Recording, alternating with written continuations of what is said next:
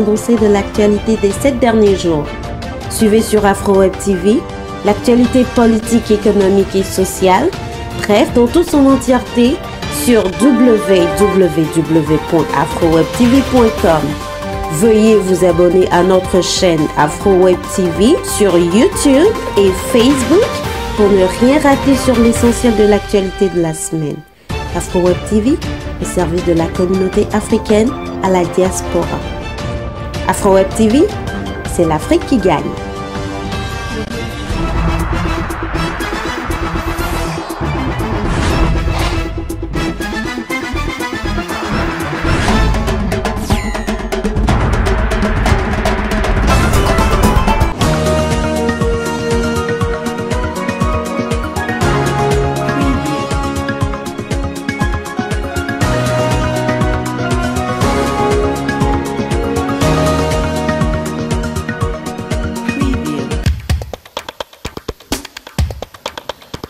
Chers amis téléspectateurs, mesdames, messieurs, merci infiniment de votre fidélité sans cesse renouvelée à votre chaîne préférée, AfroWeb TV, la chaîne de la diaspora africaine à votre service. Nous recevons aujourd'hui pour vous et chez vous, Monsieur Kag Sanoussi, qui est délégué, et je dirais donc vice-président des délégués en Europe et porte-parole des délégués du Haut Conseil des Togolais de l'extérieur. Toutes nos excuses pour cette petite panne technique. Je pense que l'émission ira bien, très bien maintenant. Vous pourrez également nous appeler, lui poser toutes vos questions sur le +1 319 462 89 79. Numéro affiché à votre écran, disponible également en direct sur YouTube.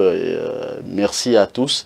Monsieur Kag Sanoussi, je disais à l'instant donc que la Commission électorale indépendante du Haut Conseil des Togolais de l'extérieur a proclamé aujourd'hui les résultats des élections au ministère des Affaires étrangères à Lomé.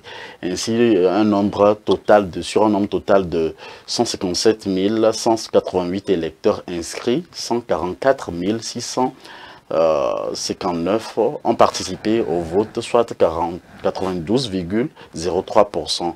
Et sur 151 délégués retenus par la commission, 48 ont été choisis par la diaspora. Permettez-moi de vous demander votre première impression, vos premières impressions sur le déroulement donc de cette élection selon vous et pour cette deuxième mandature. Alors, ma première réaction, c'est de saluer le travail de la commission électorale qui a organisé et conduit l'ensemble de ces élections, mais surtout de remercier l'ensemble des délégués, les nouveaux et les anciens, qui ont participé avec une campagne dynamique, vive et riche, et remercier l'ensemble de la diaspora togolaise mobilisée pour donner un retentissement, pour montrer que la diaspora existe. Et je pense que c'est un bel exercice qui vient de se produire, et je félicite les élus et je remercie les délégués qui n'ont pas pu continuer l'aventure. Vous qui êtes expert en matière, vous avez fait déjà 3 ans avec le Haut Conseil des Togolais de l'extérieur. Qu'avez-vous retenu durant ces 3 ans et quel pourrait être le premier message à l'endroit des nouveaux délégués? Je pense que ce travail de délégué, c'est le mot, il faut le prendre comme un sacerdoce, un engagement vraiment total au service d'eux. Il faut croire ce en quoi on est attaché, servir la diaspora dans toute sa diversité, dans sa singularité et être au service de son pays. C'est un engagement qui doit régner devant rien. Comprendre que quelqu'un peut ne pas t'aimer, mais tu dois le servir. Comprendre que quelqu'un peut avoir un verbe haut, mais tu dois le servir parce que tu as pris un engagement en tant que délégué. Être délégué, ce n'est pas un titre particulier, mais c'est être un des premiers serviteurs pour la diaspora et être à la disposition de son pays. Donc, au nouveau délégué, c'est d'avoir ce manteau de premier serviteur qui fait qu'on sert la diaspora. Ce n'est pas parce qu'on n'a pas autre chose à faire, mais parce que, chevillé au corps, comme d'autres personnes, on se dit que cette diaspora qui est aujourd'hui structurée, organisée, parce que moi, je rebats toujours le fait qu'on pense que la diaspora n'est pas structurée, elle est structurée et aujourd'hui, on a une fête hier qui est le Haut Conseil. Donc, il faut vraiment l'incarner. Et ce que je peux dire au nouveau délégué, c'est d'être total à 100%. Quand on prend un engagement comme celui du haut conseiller, c'est parce qu'on veut démontrer que nous pouvons servir utilement dans toutes les dimensions, faire en sorte que la diaspora togolaise, où qu'elle soit, quelle qu'elle soit sa forme, puisse se dire que cette maison qui est la maison des Togolais de l'extérieur est une maison qui m'appartient. Quelle que soit mon appartenance réelle ou supposée, quelle que soit ma position réelle ou supposée, je suis de la diaspora, c'est ma maison. Et tous les délégués travaillent dans ce sens pour qu'il n'y ait aucun aspect des choses qui vont faire en sorte que vont dire, toi, tu n'es pas de la diaspora ou tu es peu ou pas. Il faut servir tout le monde et se dire que nous sommes au service de notre pays, nous sommes au service de notre nation, nous sommes au service du développement de notre pays. Et ça, c'est un engagement fort. Quand on n'a pas chevillé au corps, on peut être déstabilisé parce qu'aucune organisation n'est facile, aucun projet n'est facile à conduire. Il y a toujours des challenges, des difficultés. Et c'est parce qu'on a cette conviction chevillée au corps qu'on peut transcender ces difficultés et réussir en tout cas à donner le meilleur de soi-même. Y a-t-il eu des innovations selon vous pour cette organisation des élections des délégués du Haut Conseil des Togolais de l'extérieur pour cette deuxième mandature?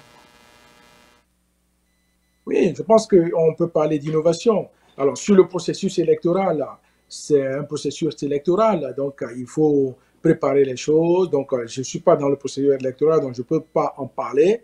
Mais par rapport à 2019 et puis 2022, voilà, pour nous, puisqu'on n'est pas dedans, la campagne organisée, les publications sont faites.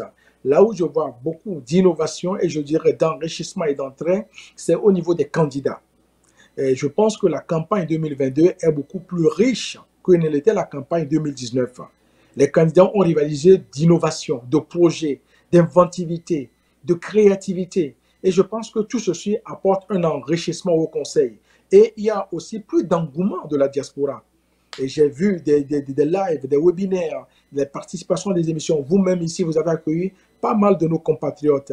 Et je pense que c'est un tournant important dans le fait que le Haut Conseil s'installe progressivement et durablement dans l'imaginaire collectif de la diaspora parce que cet outil est un outil utile et fondamental pour notre fonctionnement dans la diaspora et pour le développement de nos activités au service de la diaspora et au service du pays. Quels pourront être les grands défis des nouveaux délégués choisis à ce jour? Puisque vous avez déjà fait un mandat, vous avez travaillé durant 3 ans et vous êtes... vous avez déblayé le terrain déjà. Oui, je pense qu'il y a plusieurs défis. Il faut confirmer l'essai. Nous ne sommes pas dupes. Nous savons que dans la diaspora, nous avons une frange de compatriotes qui est toujours opposée ou qui ne comprend pas, qui ont des raisons ici ou là, mais il n'empêche que le Haut Conseil doit toujours servir tous les compatriotes, quelle que soit leur position. Démontrer qu'effectivement le Haut Conseil est une instance apolitique et que les compatriotes puissent comprendre que travailler avec le gouvernement, c'est légitime. Que les gens puissent avoir des positions politiques, ça c'est tout aussi légitime. Mais le Haut Conseil ne voit personne en fonction de sa couleur politique, de son appartenance religieuse, réelle ou supposée. C'est un défi important pour incarner le Haut Conseil dans la durée. Dans ce pilotage central que nous avons réussi à mettre en place, je n'ai aucun doute que ça continue dans cette centralité pour que tous les Togolais se sentent concernés. Ceux qui avaient des doutes, moi j'ai vu durant cette campagne, certains qui ne voulaient pas venir vers le Haut Conseil ont participé activement au Haut Conseil. Même en critiquant le Haut Conseil, celui qui critique le Haut Conseil aide le Haut Conseil parce que nous avons l'expérience en disant que celui qui te critique ne te fait pas forcément du mal. Peut-être qu'il veut que tu t'améliores. Et donc, le Haut Conseil, quand tu le critiques pas, il est pour toi. L'autre défi, me semble-t-il, c'est les questions de moyens, nous l'avons dit. Et donc, nous avons travaillé avec peu de moyens, et les responsables ont été avisés. Je pense que toute une réflexion est en cours pour que les délégués, nous puissions davantage les accompagner dans la mise en œuvre de projets, parce qu'avec un peu plus de moyens, ils vont davantage réaliser. Et ça, c'est un élément important sur lequel on a essayé d'agir et pour lesquels donc, des discussions ont eu lieu et une réflexion en cours pour que des solutions probantes puissent être trouvées pour aider vraiment le délégué dans la mise en œuvre de son projet. Et puis le reste, je me dis, c'est cette capacité à tenir dans le temps, cette capacité à être capable donc d'accumuler ce projet personnel et d'être au service de la diaspora et davantage de créer de l'adhésion. Nous avons l'important de montrer que ce Haut Conseil pour tous les Togolais, donc c'est aux délégués d'aller davantage vers les associations, vers les compatriotes. Parfois, on peut leur fermer la porte, mais ce n'est pas grave. puisque l'objet pour lequel nous sommes délégués, c'est un objet d'intérêt général, d'intérêt commun. On ne gagne rien personnellement. Nos comptes en banque ne sont pas augmentés. Nous n'avons pas de nouveaux costumes par rapport au conseil. Nous n'avons rien en particulier, si ce n'est que le plaisir de servir notre pays et de servir nos compatriotes. Et je pense qu'au fur et à mesure où les délégués tiendront sur cette ligne de crête, le fonctionnement par rapport au conseil, beaucoup de nos compatriotes de la diaspora diront que effectivement cette maison, c'est là où il faut qu'on soit tous.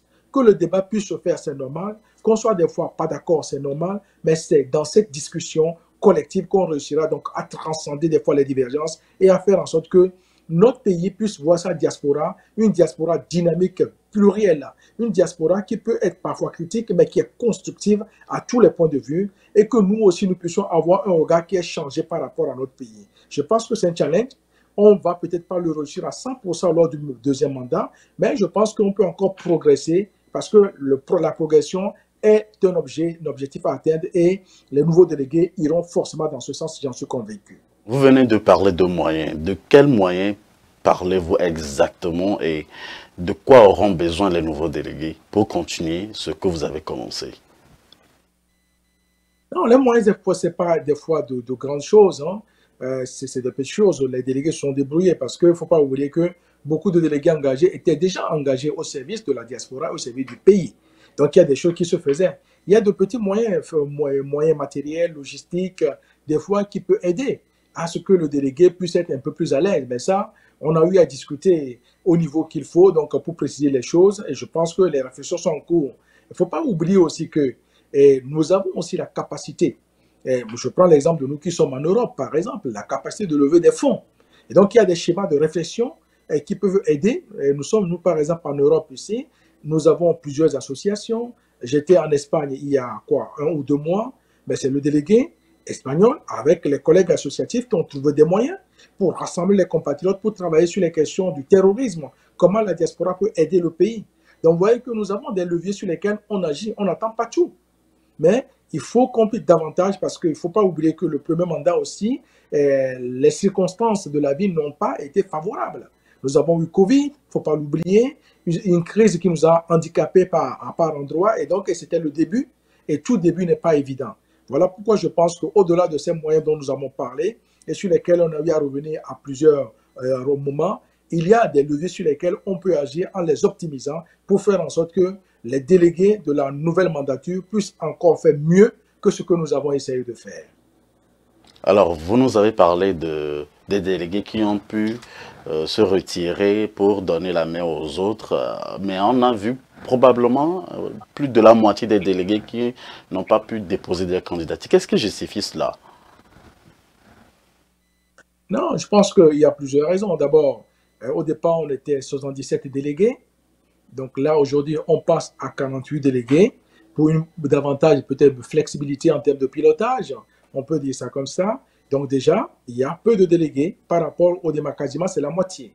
Et ensuite, comme je le disais, pour différentes raisons. Des raisons d'ordre professionnel, des raisons d'ordre matériel et familial, et puis des raisons aussi donc d'avoir envie de faire autre chose. Et donc, à mon avis, je pense que tout ça, c'est sain. C'est sain. Et comme je l'ai dit tout à l'heure, il n'y a aucune perte. Et c'est comme la loi de l'énergie, rien ne se perd, tout se transforme. Nous avons l'addition et la multiplication. Entre ceux qui étaient là et ceux qui arrivent aujourd'hui, il y a un fil qui se poursuit. Et donc, les anciens apportent leur expertise au nouveau et le nouveau apporte leur innovation pour qu'on puisse continuer l'œuvre. Voilà, c'est pourquoi je vois nous en Europe, dans différents endroits, beaucoup de délégués ne sont plus de l'aventure, mais ils sont des délégués qui sont toujours engagés pour la diaspora et pour le pays. Ce qui est important également d'observer, c'est qu'on n'est pas obligé forcément d'être un délégué pour servir le pays et la diaspora. La preuve, c'est que vous-même, vous servez le pays et la diaspora, et pourtant, vous n'êtes pas délégué.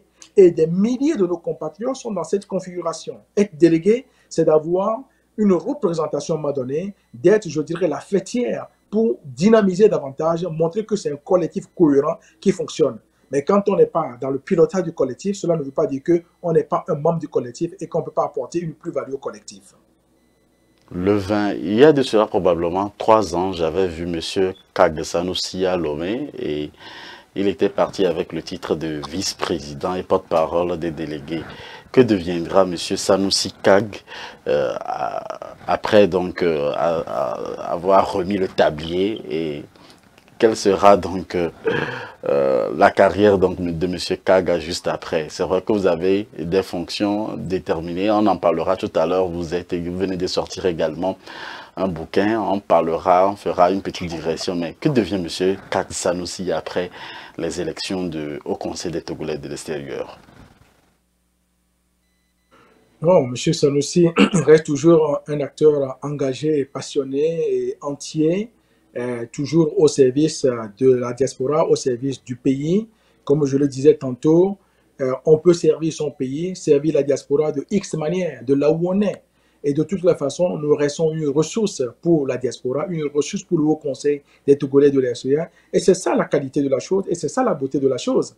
On n'est pas obligé forcément d'être le numéro 1, ou le numéro 2, ou le numéro 3 dans une organisation pour être utile.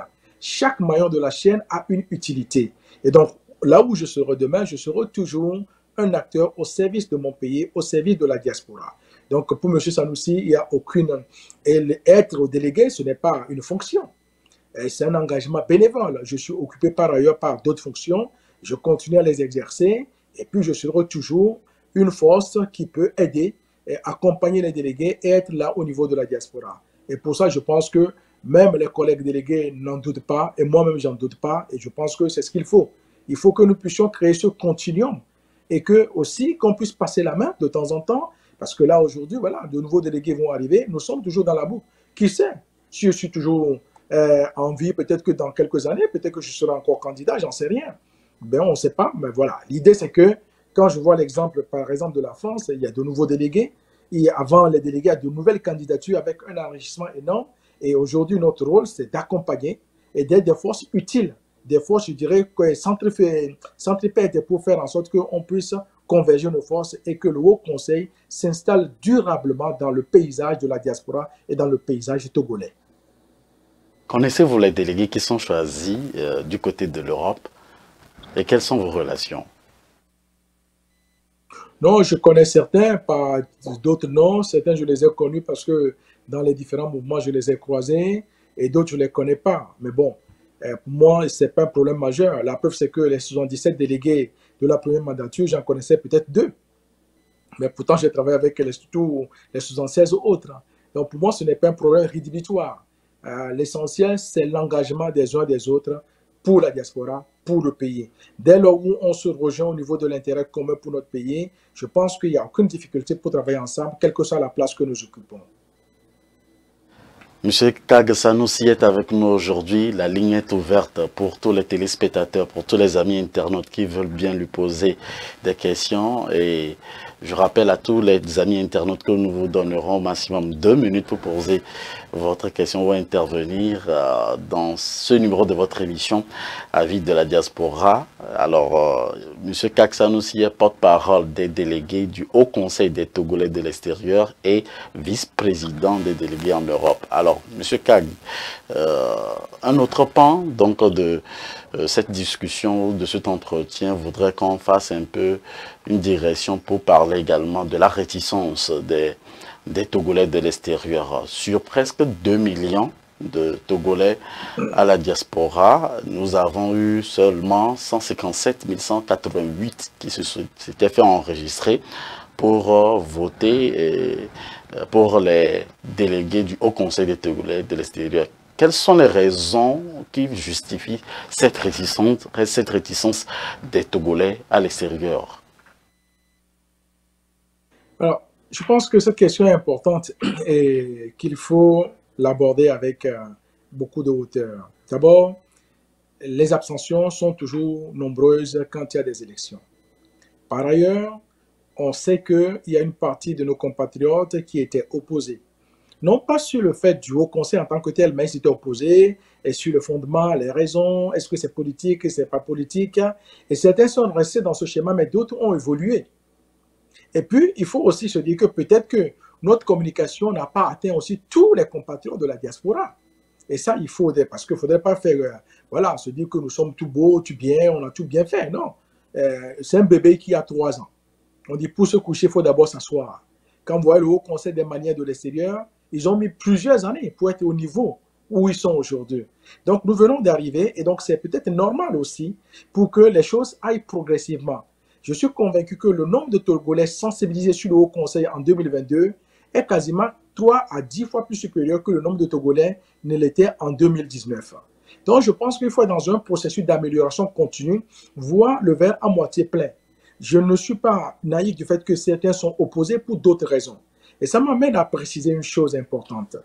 Notre diaspora est plurielle. J'ai eu à le dire à plusieurs reprises. Elle est plurielle, la diaspora. Dans cette diaspora, vous avez des gens qui sont engagés politiquement, qui peuvent avoir des positions contre le pouvoir au pays. Ils ont leur légitimité et le droit. C'est la liberté à chacun. En même temps, vous avez une part de la diaspora qui est aussi pour le pouvoir au pays, qui travaille avec le pouvoir. Ils ont aussi leurs droits et leur légitimité. Et vous avez la majorité de notre diaspora qu'on appelle la diaspora silencieuse, qui ne se mêle pas de ces enjeux. Tout ça mélangé peut faire en sorte que, pour de tas de raisons, les gens ont un peu de réticence pour des raisons personnelles, réelles ou supposées. Mais je pense que quand une œuvre comme ça, comme le Haut Conseil, qui dépasse une personne, est posée, il faut de la persévérance, de la ténacité. Voilà pourquoi je disais tout à l'heure que ceux qui sont en responsabilité, tels que nous le sommes jusqu'à la fin de ce mandat, devons avoir chevillé au cœur, au corps, le fait que nous servons l'intérêt général. Quand on sait l'intérêt général, nous devons transcender un certain nombre de difficultés. Non pas parce que nous les ignorons, non pas parce que nous faisons semblant de ne pas connaître ces certain nombre de difficultés, mais parce que nous pensons que nous sommes capables de tracer des diagonales sur le minimum d'accords que nous avons. Et je note que nous ne sommes pas obligés d'être en accord à 100% sur un sujet pour cheminer ensemble. Même quand nous sommes d'accord à 20%, nous sommes capables de surmonter beaucoup de difficultés et de faire des réalisations utiles pour nous-mêmes, pour notre pays et pour notre diaspora. Alors, la question de la confiance revient toujours dans toutes les problématiques concernant la pluralité de la diaspora togolaise. Votre réaction? La confiance ne se décrète pas, elle se construit. La confiance se construit aussi en tenant compte du passif. Et les gens n'ont pas de confiance et pour des raisons diverses et variées. Incompréhension, sujet interprété de telle manière, et des reproches qu'on peut faire à un tel. Donc la confiance est rompue par rapport à certains. Pour que la confiance revienne, c'est un travail de deux niveaux. De part et d'autre, il faut réussir toujours à chaque fois mettre un petit peu de l'eau dans son vin. Ce que nous savons par expérience, c'est que la confiance ne revient pas automatiquement s'il n'y a pas un effort pour dire que je laisse une marge d'erreur, une chance. On dit en Mina, je le redis en français, quelqu'un fait semblant de mourir, il faut faire semblant de l'enterrer. Je me dis que telle personne ne m'aime pas, mais la personne m'invite à venir à un cabaret. Des fois, jusqu'à présent, je refusais, mais là, je dis, je vais aller pour voir. Je ne suis pas fou, mais je vais pouvoir, parce que je pense que nous sommes amenés à changer. On ne peut pas vivre dans le manque de confiance totale. Peut-être la confiance ne sera jamais à 100%, mais on progressera. Et voilà pourquoi moi, je suis un partisan de l'approche dialogale. Quand le dialogue est instauré durablement, même les pires ennemis de demain, vous allez réussir à créer des zones de convergence, des diagonales comme nous les appelons, et ils peuvent œuvrer ensemble. Donc, il faut toujours, pour travailler sur la confiance, il faut être vrai. Pour travailler sur la confiance, il faut être précis, il faut être concret. Dire ce qu'on fait, faire ce qu'on dit. Et ça ne demande pas de grands engagements, c'est de petites choses. Comme nous disons par exemple, le Haut Conseil est une structure qui reçoit tous les Togolais. Nous l'avons démontré. Nous l'avons démontré. Le Haut Conseil est une structure apolitique. Est-ce que vous avez vu le Haut Conseil prendre une posture politique? Pour ou contre? Non. Mais le Haut Conseil assume une ligne qui est une ligne droite, qui dit que oui, parce que nous sommes une institution, nous sommes une instance qui représente la diaspora, c'est normal que nous travaillions avec le gouvernement, avec les autorités au Togo, le ministre, le président de la République, les ministres, ainsi de suite. C'est normal et c'est légitime parce que nous sommes un pays. Cela n'empêche pas que les gens peuvent avoir leur point de vue, leur divergence, et ça c'est aussi normal. Et ça, en tenant cette ligne de conduite, en étant central, ça permet aux gens de se dire que, ah oui, c'est vrai, quel que soit mon point de vue, simplement nous disons qu'on ne fait pas la politique au sein du Haut Conseil. Quand nous disons cela, ce n'est pas parce qu'on a peur du débat politique, c'est justement parce qu'on veut préserver l'intérêt général. Imaginons on a un groupe de 77 délégués. Vous pensez que les 77 délégués passent de la même manière? Je ne suis pas sûr que ce soit le cas. Si nous lançons un débat politique, là où tel est pour un tel, tel est contre un tel. Et donc, quand on dit qu'il n'y a pas de débat politique, cela ne veut pas dire que la chose publique n'a pas sa place en termes de débat. Cela veut dire qu'il faut sortir des débats politiciens. Les partis politiques sont réservés pour ça. Les hauts conseils, c'est la maison de tout le monde. Quand vous voulez faire politique, vous allez ailleurs. Dans le haut conseil, on construit ensemble au-delà des divergences, mais en étant conscient sur ce qui nous ressemble. Monsieur Kak Sanoussi, vous savez très bien que cette émission est une émission interactive et puis nous avons des téléspectateurs, des amis internautes qui peuvent vous poser éventuellement des questions au cours de cette émission. Nous en avons un qui veut vous poser des questions. Alors, téléspectateurs, bonjour, bonsoir. Bonjour Monsieur Moïse, bonjour à votre invité et aux téléspectateurs, téléauditeurs. Moi, pour ce qui concerne le Haut Conseil des Togolais de l'extérieur, j'ai toujours un souci. L'occasion me permet aujourd'hui de parler de ça. Peut-être que votre invité n'est pas la personne la mieux indiquée, mais je vais poser quand même. Allez-y donc. Pour ce qui concerne nos compatriotes en situation irrégulière dans leurs différents pays d'accueil, et est-ce que ce sont des Togolais entièrement à part? Est-ce que ce sont des Togolais laissés pour compte? Est-ce que le Haut Conseil des Togolais de l'extérieur fait quelque chose pour ses compatriotes en situation irrégulière dans le pays respectif? Parce que j'ai ouï dire qu'un des compatriotes s'est présenté dans une ambassade pour faire un passeport et il a été rejeté, comme quoi il n'a pas pris avion pour venir dans le pays. Vous savez que nous prenons des fortunes diverses pour arriver dans ces pays à la recherche, entre guillemets, du bien-être. Mais si je suis dans le pays et que je me présente dans une ambassade qui est un territoire togolais dans le pays étranger, je ne comprends pas pourquoi on peut refuser aux compatriotes l'établissement des passeports sous prétexte qu'il n'a pas pris avion pour venir dans le pays. Bon, ça, ce n'est pas du ragot.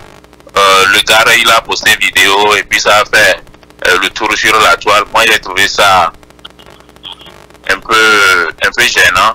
Et donc, j'aimerais poser la question en ce sens, si ces Togolais sont considérés comme des Togolais à part entière ou bien Togolais entièrement à part. Voilà, c'est ça ma question. Merci. Merci à vous de nous avoir appelés. Alors, Monsieur Kak Sanoussi, vous voulez bien répondre? Oui, merci pour la question, monsieur. Je n'ai pas retenu le nom. Vous posez une question que je connais un peu par rapport à mes activités professionnelles. D'abord, par rapport à... Je ne suis pas le porte-parole des ambassades, mais en tant que porte-parole du Haut Conseil, nous avons travaillé beaucoup d'ambassades. Je n'ai pas vu la vidéo en question. Vous savez, l'une des préoccupations qui est la nôtre, nous tous ici, c'est que les informations, il faut que nous puissions bien les sourcer. Parce que les cas sont divers en fonction de la réponse qu'on donne à un tel, à un tel. On a des cas, par exemple, ici, des ambassades, où quelqu'un vient, par exemple, qui dit que mais moi, j'ai un problème de titre de séjour, on me dit qu'il faut que je fasse ceci, cela. Les questions de papier sont des questions spécifiques et sensibles. Nos compatriotes de la diaspora, qui sont en situation irrégulière, restent des compatriotes de la diaspora. Et que des fois, la réponse n'est pas forcément au niveau de l'ambassade. La réponse n'est pas au niveau du haut conseiller. Et il y a des hauts conseillers qui n'ont pas la connaissance ou l'expertise sur ces problèmes. Je vous dis que dans mon métier professionnel, c'est des sujets que je connais. Et donc, quand il y a un compatriote confronté à cela, vous savez, comme on dit nous, la gestion de conflit, c'est que quand il y a un conflit, on peut le régler par soi-même, mais en demandant de l'aide. Donc, il y a plusieurs réseaux d'accompagner les personnes. Il y a des cas des fois très difficiles. Mais la seule chose que je peux dire, c'est qu'un compatriote qui est sans papier, qui a des problèmes administratifs, est un compatriote. Et notre devoir, c'est de l'aider au mieux. C'est de l'aider au mieux. Aider au mieux, cela ne veut pas dire qu'on réussit toujours. Si on ne peut pas le faire soi-même, comment on trouve des aides, des pistes? Moi, je suis en France, par exemple, quand il y a des gens, il y a des situations qu'on n'a pas encore pu régler. Il y a des cas de compatriotes qu'on n'a pas pu régler, d'autres qu'on a pu régler. Des fois, ce n'est pas nous qui avons réglé, mais c'est parce qu'on a fait appel à une tierce personne. Donc, globalement, pour vous dire que, et en même temps, ça permet de dire que peut-être que nous aussi, au niveau des délégués, c'est un module de formation parce que tous les délégués ne viennent. Moi, je suis dans l'administration, il y a des choses que je connais, d'autres ne savent pas forcément. Pour dire que ce problème est un problème qui est récurrent, quand on est confronté à ces problèmes de situation irrégulière, comment on peut agir et non réagir. Mais ce que je peux vous dire, c'est que tout Togolais, qu'il y ait des problèmes administratifs ou pas, il reste Togolais et notre devoir de solidarité, c'est de l'aider au mieux. Mais l'aider au mieux, c'est là où il faut voir entre l'objectif de réalisation et l'objectif de résultat, c'est deux choses différentes. Parfois on réussit, parfois on ne réussit pas. Mais pour le cas dont vous parlez, je ne le connais pas, mais tout dépend de la situation. Donc aussi, on parlait de confiance, il faut qu'on fasse des fois, quand tu as un cas comme ça, qu'on puisse vraiment le sourcer, parce que ça contribue à ramener de la confiance. Sinon, si l'anathème est jeté facilement comme ça, on va dire, ah voilà comment ils font. Alors que l'expérience que moi j'ai connue durant ces 3 années est une expérience enrichissante du travail avec nos représentants diplomatiques. Je ne dis pas qu'il ne peut pas avoir des problèmes ici ou là, mais je dis qu'il faut aller les uns vers les autres et c'est ensemble qu'on peut faire en sorte que nos relations soient encore harmonieuses au sein de la diaspora.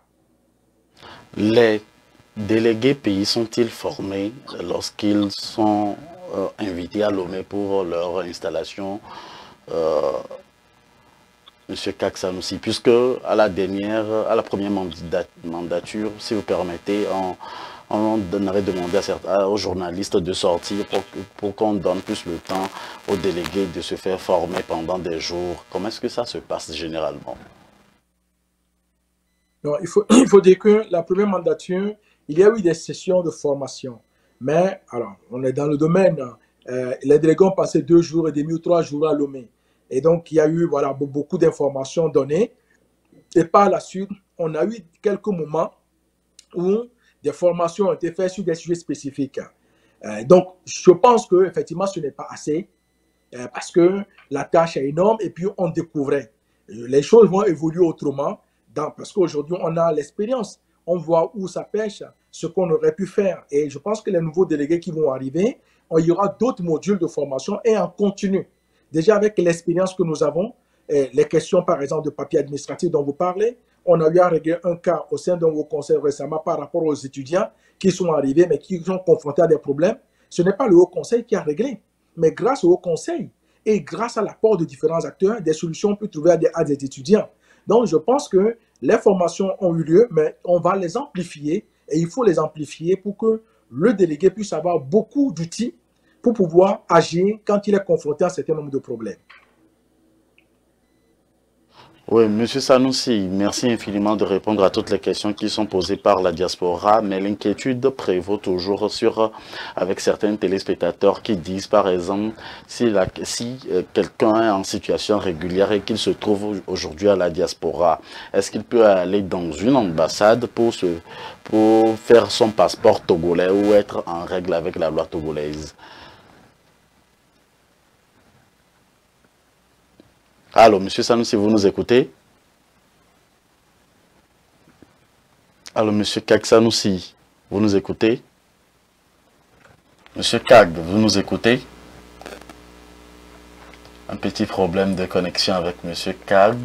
En attendant donc de régulariser le cas avec la connexion avec Monsieur Kag Sanoussi, nous allons juste dire à tous les téléspectateurs que vous pouvez contribuer à l'évolution de votre chaîne AfroWeb TV en composant le +1 319 462 89 119, la chaîne à votre disposition. Nous avons eu le privilège d'envoyer des messages à beaucoup de délégués qui ont vu leur candidature réussie et retenue, qui seront de nouveaux délégués, surtout du côté des États-Unis. Alors, nous avons monsieur Padameli, que nous avons eu l'honneur de recevoir ici sur nos antennes, ici sur AfroWeb TV, et qui nous envoie un message tout simplement à toute la diaspora togolaise. On va tous regarder et revenir juste après. Mes chers compatriotes, chers Togolais de la diaspora, je vous salue. Je m'appelle Hippolyte Essorian Padameli.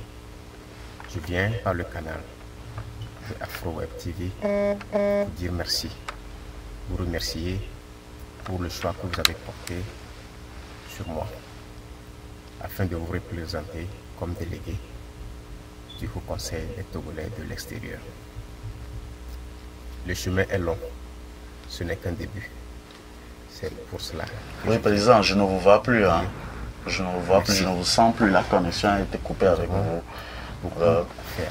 Et la première des choses, c'est comment trouver un créneau pour pouvoir s'unifier. Le Togolais de la diaspora des États-Unis doit trouver un créneau d'unité nationale, ce qui nous arrangerait à prendre des décisions majeures. Chers compatriotes, chers Togolais de la diaspora, je viens par ce canal également dire merci à tous les votants, tous ceux-là qui ont pu s'enregistrer afin de participer à ce combat, qui ne sera pas sans bénéfice.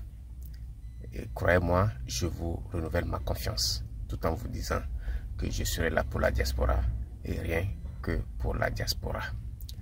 Et je tiens à remercier tous les candidats qui ont eu le courage de déposer leur dossier et de participer à cette élection. Je dis merci à Dieu de les protéger, tous ceux-là qui ont participé, qui ont réussi et qui n'ont pas eu la chance d'être sélectionnés. Je leur dis merci et du courage.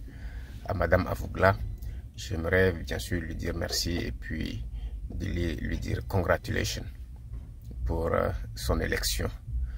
Et je crois que nous ferons une très bonne équipe et que nous allons travailler pour le compte de la diaspora que nous représentons. Et je ne saurais vous remercier encore une fois. Et merci beaucoup, grand merci. On aura d'autres occasions et d'autres opportunités de rencontre. Mais aujourd'hui, c'est la journée de victoire. Donc, je tiens à vous dire merci et vous féliciter pour tout le soutien que vous avez eu à apporter pour votre délégué, Hippolyte Essor-Ezam Padameli. Merci beaucoup. C'était M. Essor-Ezam Padameli et qui nous avons eu le privilège de recevoir sur les antennes d'Afroweb TV lors de la campagne électorale des élections de nouveaux délégués du Haut Conseil des Togolais de l'extérieur. Merci infiniment à vous tous qui essayez de partager ce moment avec nous. Nous rappelons à tous les téléspectateurs que nous recevrons le rapporteur membre de la commission électorale indépendante au Conseil des Togolais de l'extérieur, M. Salifou Radji, qui sera avec nous le samedi à partir de 16h GMT ou 11h heure de Chicago ou midi à Washington DC. Donc n'hésitez surtout pas à préparer vos questions et à lui envoyer les cœurs, puisque c'est l'Afrique qui gagne, c'est le Togo qui gagne. Alors on va faire une pause pour régulariser la connexion avec M. Kag Sanoussi. On revient juste derrière. Merci pour votre aimable compréhension. Chaque semaine, la rédaction d'Afroweb TV vous propose un condensé de l'actualité des 7 derniers jours. Suivez sur Afroweb TV l'actualité